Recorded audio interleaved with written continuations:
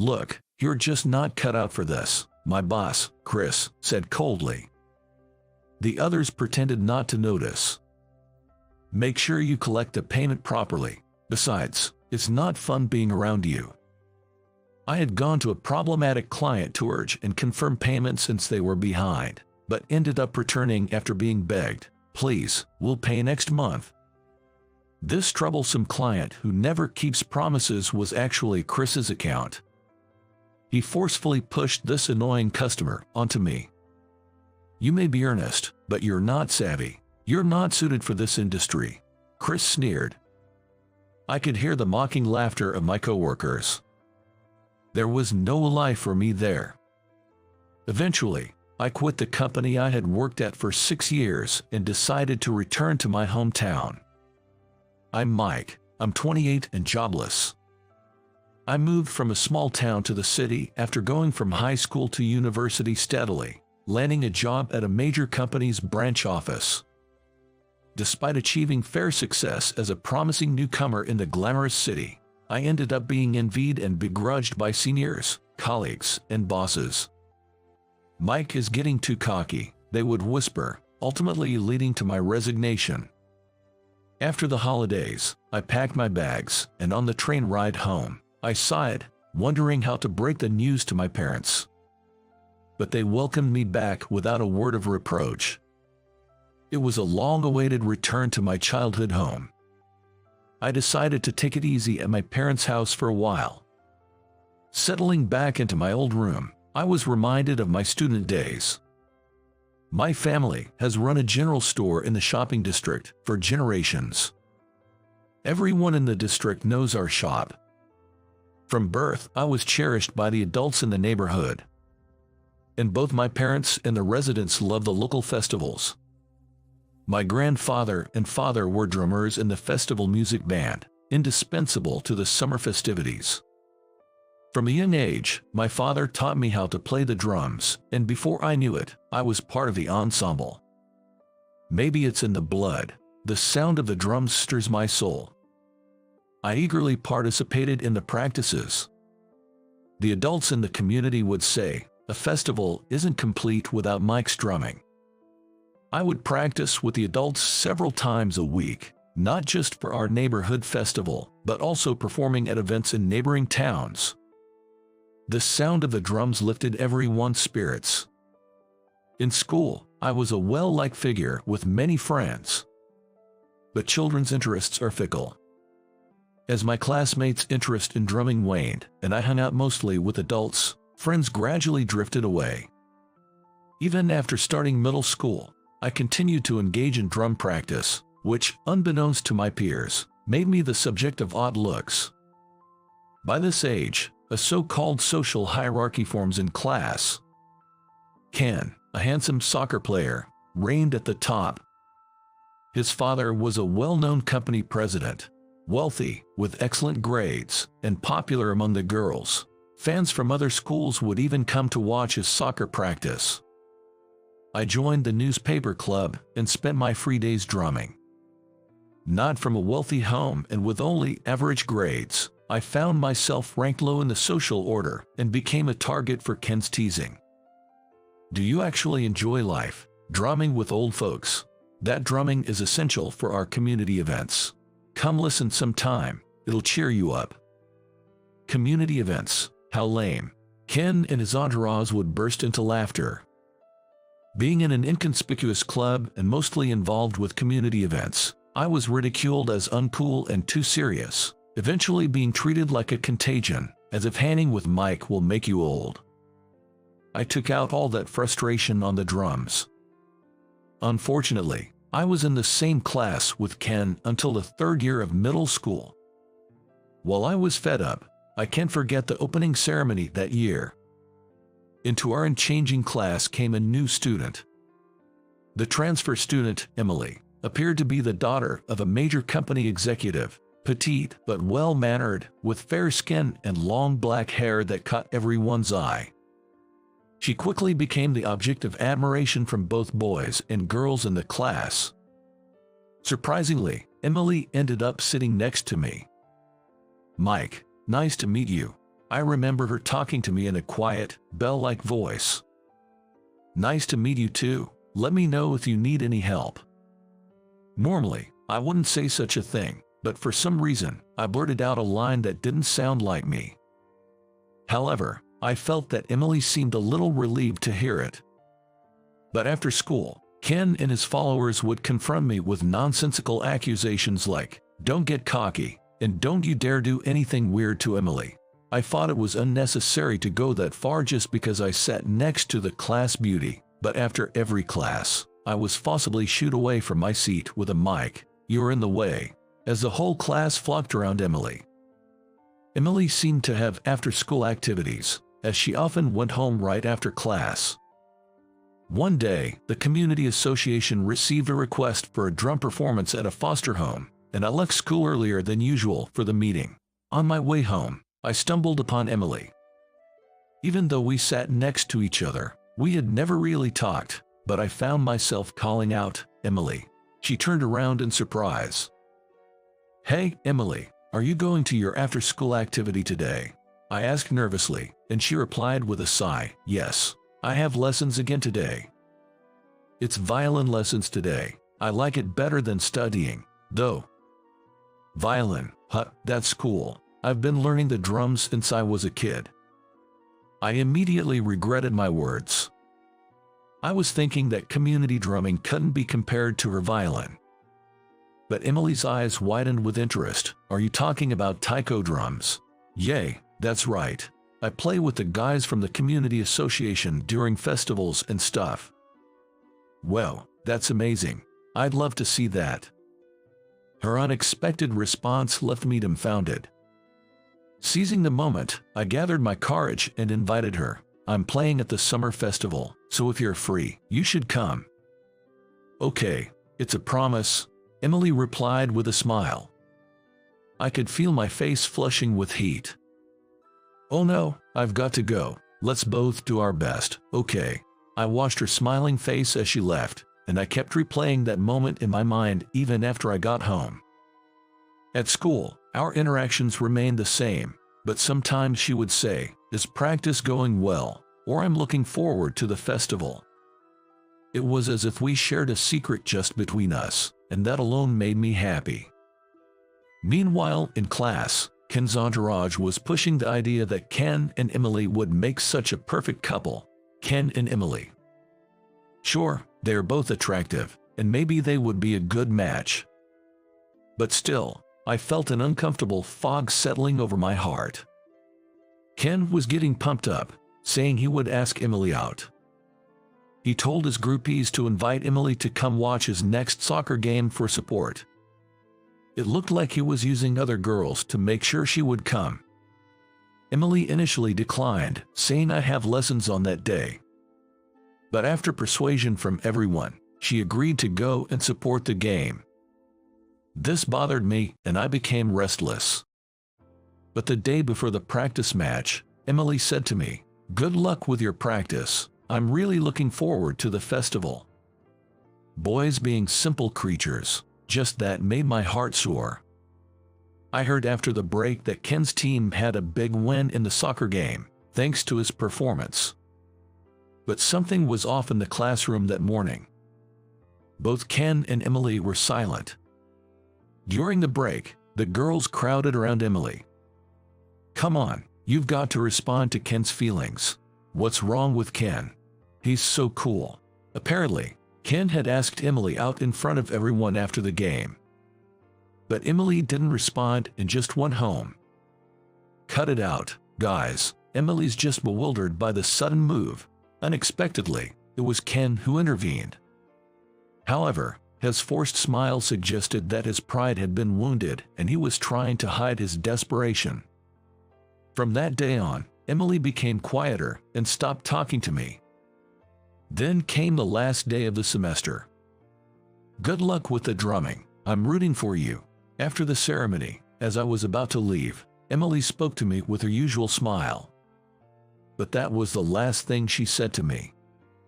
She didn't come back for the start of the next semester. Our teacher said that Emily had transferred again due to her dad's work.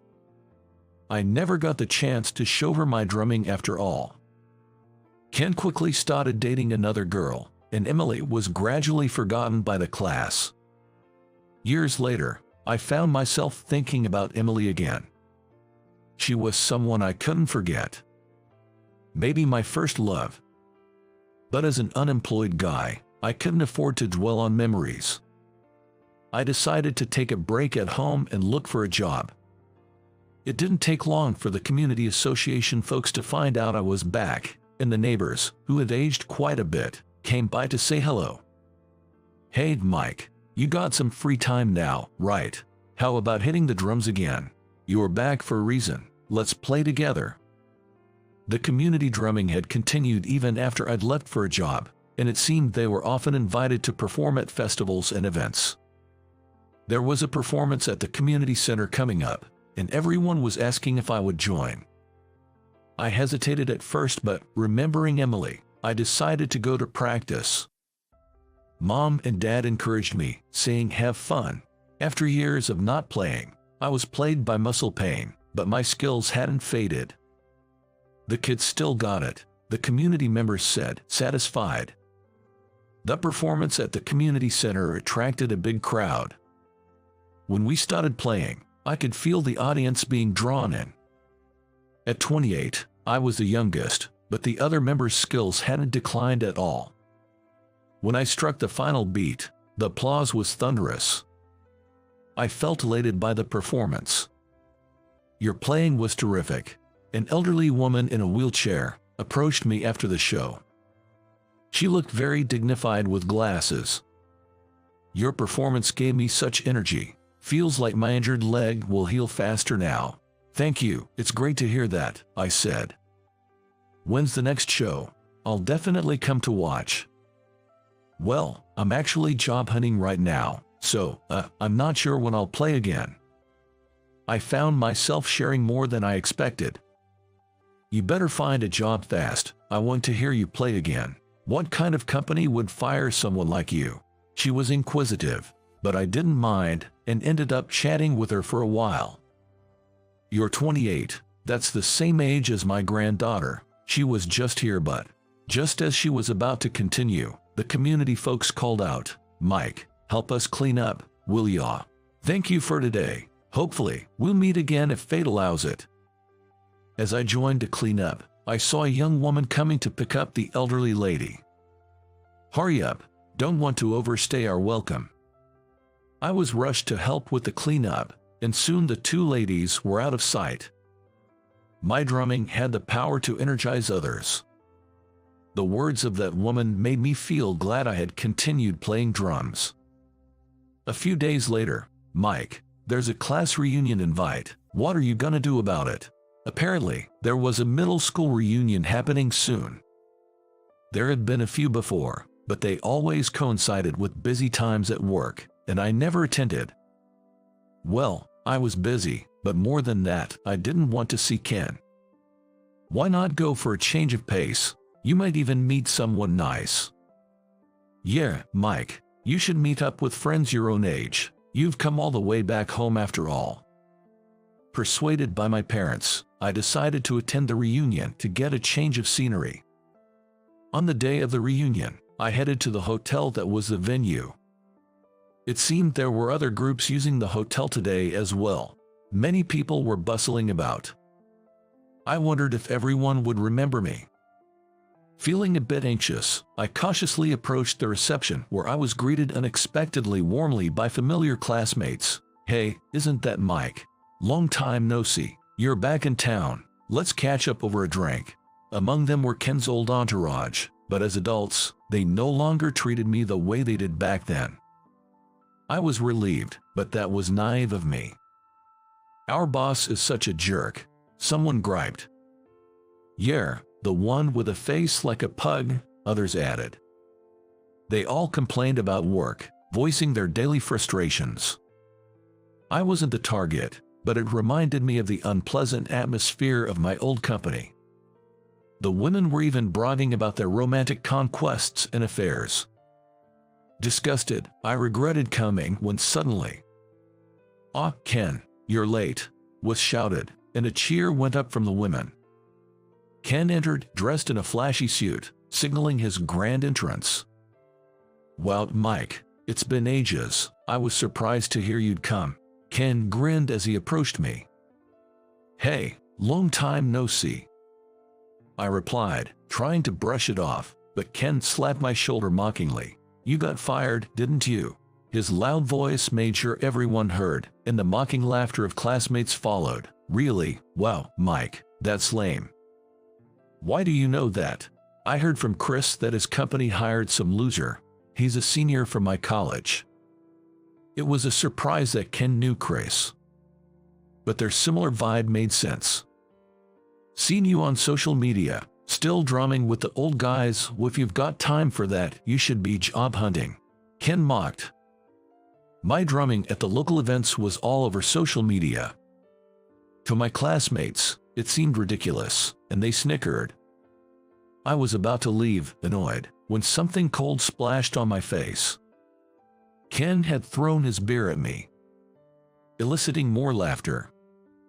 "Hey, don't ignore me. You're still boring as ever. That's why you don't have a girlfriend.